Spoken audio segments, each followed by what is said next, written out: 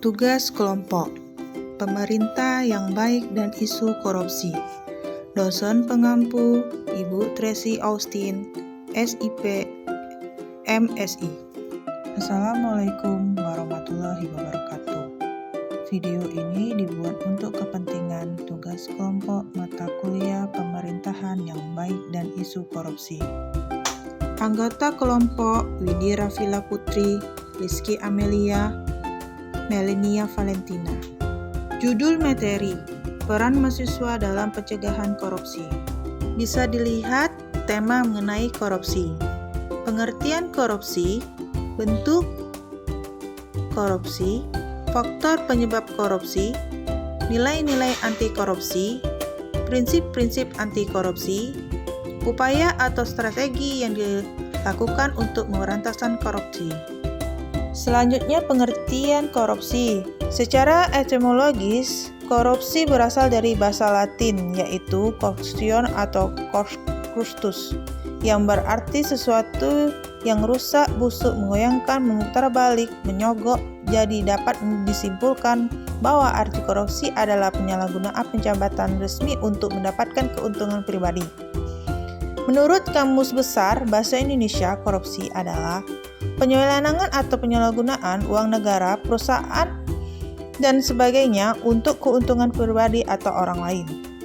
Pengertian korupsi menurut UU Nomor 31 Tahun 1999 tentang pemberantasan tindak pidana korupsi mengartikan bahwa korupsi adalah setiap orang yang dengan tujuan menguntungkan diri sendiri atau orang lain atas suatu kolaborasi, penyalahgunaan kewenangan, kesepakatan atau sarana yang ada padanya karena jabatan atau kedudukan yang dapat merugikan keuangan negara atau perekonomian negara.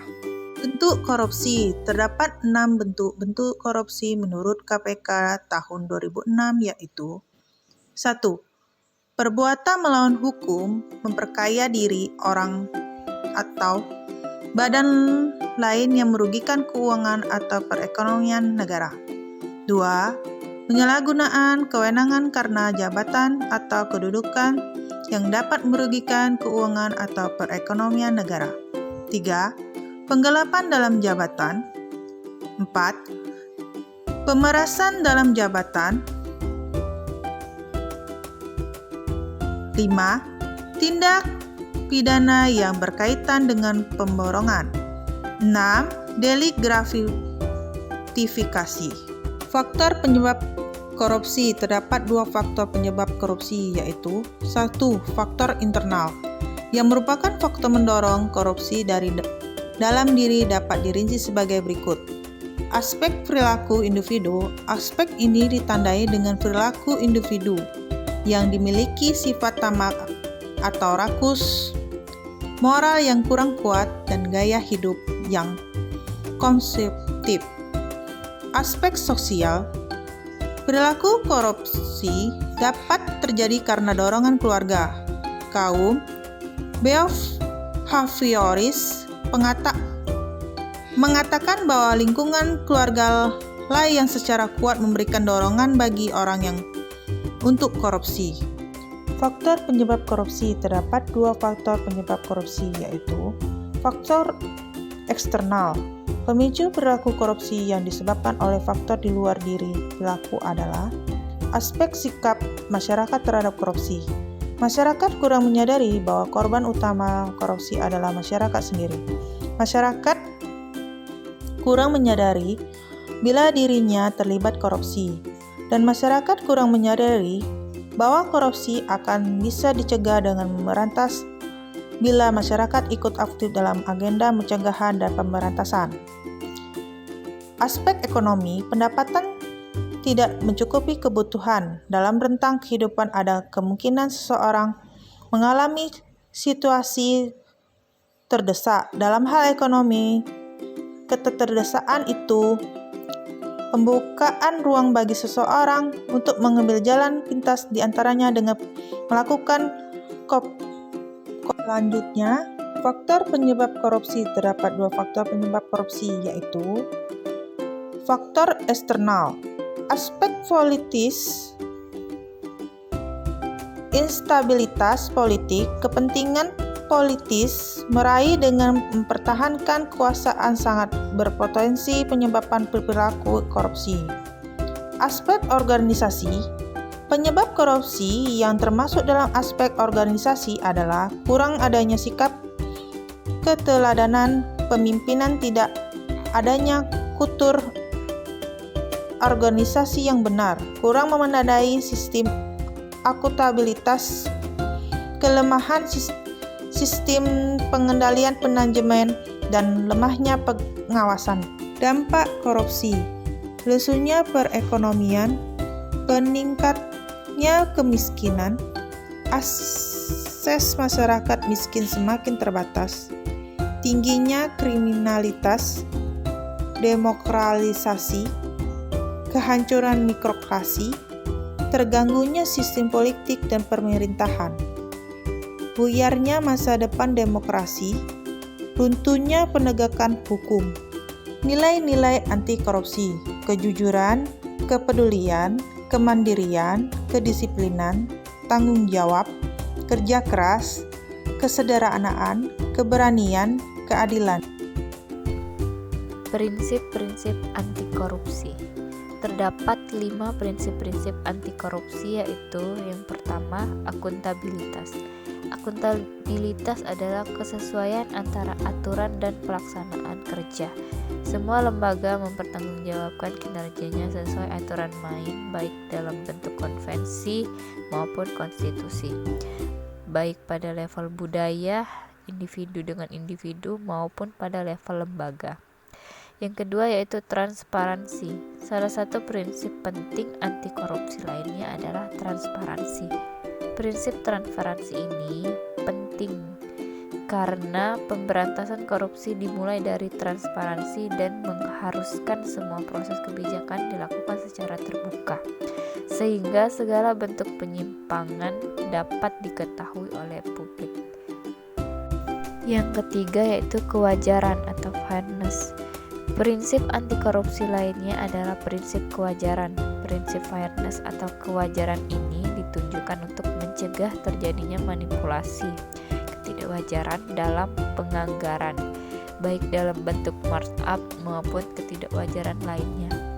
Sifat-sifat prinsip kewajaran ini terdiri dari 5 hal penting, yaitu komprehensif dan disiplin, fleksibilitas, terprediksi, kejujuran, dan informatif. Yang keempat, kebijakan. Kebijakan ini berperan untuk mengatur tata interaksi agar tidak terjadi penyimpangan yang dapat merugikan negara dan masyarakat. Kebijakan anti korupsi ini tidak selalu identik dengan undang-undang anti korupsi, namun bisa berupa undang-undang kebebasan mengakses informasi, undang-undang desentralisasi, undang-undang anti monopoli, maupun lainnya yang dapat memudahkan masyarakat mengetahui sekaligus mengontrol terhadap kinerja dan penggunaan anggaran negara oleh para pejabat negara. Prinsip-prinsip anti korupsi yang terakhir yaitu kontrol kebijakan. Kontrol kebijakan merupakan upaya agar kebijakan yang dibuat betul-betul efektif dan mengeliminasi semua bentuk korupsi. Bentuk kontrol kebijakan berupa partisipasi, evolusi, dan reformasi. Selanjutnya, upaya atau strategi yang dilakukan untuk memberantas korupsi.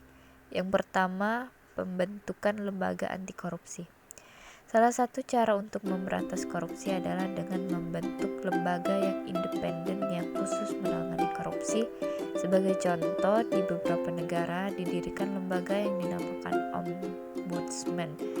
Kita sudah memiliki lembaga yang secara khusus dibentuk untuk memberantas korupsi, yaitu lembaga tersebut adalah Komisi Pemberantasan Korupsi (KPK). Terus hal ini yang perlu diperhatikan adalah memperbaiki kinerja lembaga peradilan baik dari tingkat kepolisian, kejaksaan, pengadilan, dan lembaga permasyarakatan. Yang kedua, pencegahan korupsi di sektor publik.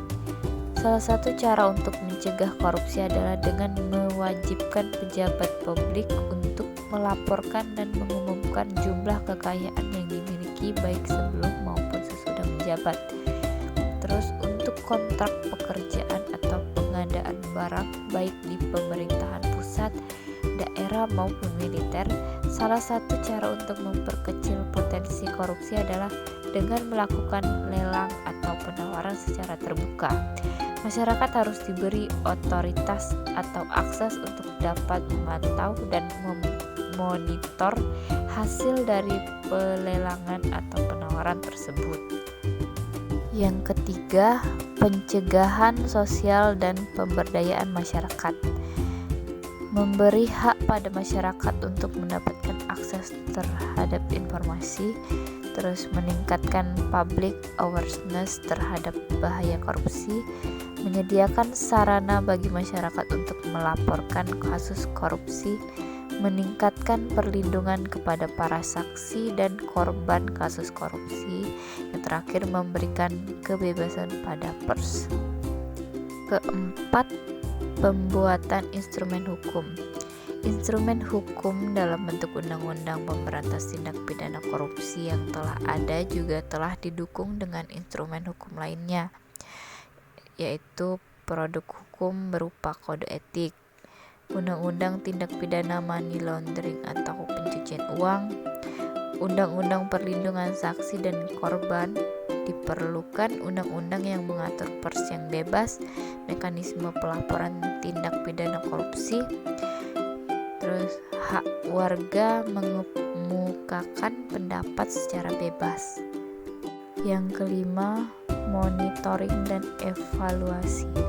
Monitoring dan evaluasi terhadap seluruh kegiatan pemberantas korupsi untuk menilai capaian kegiatan yang telah dilaksanakan. Lantas, bagaimana peran mahasiswa dalam mencegah korupsi? Peran mahasiswa dalam mencegah korupsi. Kita sebagai mahasiswa tentunya mempunyai peranan yang sangat penting terhadap upaya pemberantasan korupsi. Sebagai generasi penerus bangsa, mahasiswa diharapkan memiliki kemampuan interpersonal yang lebih tinggi, sehingga memiliki moral, rasa peduli, dan rasa bertanggung jawab untuk turut memajukan negara Indonesia dengan memberantas korupsi. Kita juga sebagai mahasiswa diharapkan dapat tampil di depan menjadi motor penggerak, sebab kita diyakini memiliki kompetensi dasar yaitu intelektual, kemampuan berpikir kritis, dan keberanian untuk menyatakan kebenaran. Dengan kompetensi yang kita miliki tersebut, kita harus mampu menjadi agen perubahan, mampu menyatakan kepentingan rakyat, mampu mengkritis kebijakan-kebijakan yang koruptif, dan mampu menjadi anjing penjaga lembaga-lembaga negara dan penegak hukum. Keterlibatan mahasiswa dalam gerakan anti korupsi pada dasarnya dapat dibedakan menjadi 4 wilayah. Yang pertama, lingkungan keluarga. Yang kedua, lingkungan kampus. Yang ketiga, di masyarakat sekitar. Dan yang keempat, tingkat lokal atau nasional. Kita akan membahas lingkungan keluarga, di mana di lingkungan keluarga dipercaya dapat menjadi tolak ukur yang pertama dan utama bagi mahasiswa untuk menguji apakah proses internalisasi anti korupsi di dalam diri mereka sudah terjadi. Hal ini bermula dari budaya ketidakjujuran, kemalasan, serta hal-hal yang dianggap kecil dan sepele, namun notabene sebenarnya budaya itu dimulai dari sini. Selanjutnya, di lingkungan kampus. Keterlibatan mahasiswa dalam gerakan anti korupsi di lingkungan kampus dapat dibagi ke dalam 2 wilayah. Yang pertama, untuk individu mahasiswanya sendiri. Yang kedua, untuk komunitas mahasiswa. Untuk konteks individu, seorang mahasiswa diharapkan dapat mencegah agar dirinya sendiri tidak berperilaku koruptif dan tidak korupsi. Sedangkan untuk konteks komunitas, seorang mahasiswa diharapkan dapat mencegah agar rekan-rekannya sesama mahasiswa dan organisasi kemahasiswaan di kampus tidak berperilaku koruptif dan tidak korupsi. Selanjutnya, di lingkungan masyarakat, keterlibatan mahasiswa dalam gerakan anti korupsi di lingkungan masyarakat terkait dengan status mahasiswa sebagai seorang warga negara yang mempunyai hak dan kewajiban yang sama dengan masyarakat lainnya. Mahasiswa merupakan faktor penekan bagi penegakan hukum bagi pelaku korupsi, serta pengawal bagi terciptanya kebijakan publik yang berpihak kepada kepentingan masyarakat banyak. Yang terakhir, ada tingkat lokal atau nasional. Dalam konteks nasional, keterlibatan seorang mahasiswa dalam korupsi bertujuan agar dapat mencegah terjadinya perilaku koruptif dan tindak korupsi yang masif dan sistematis di masyarakat. Mahasiswa dengan kompetensi yang dimilikinya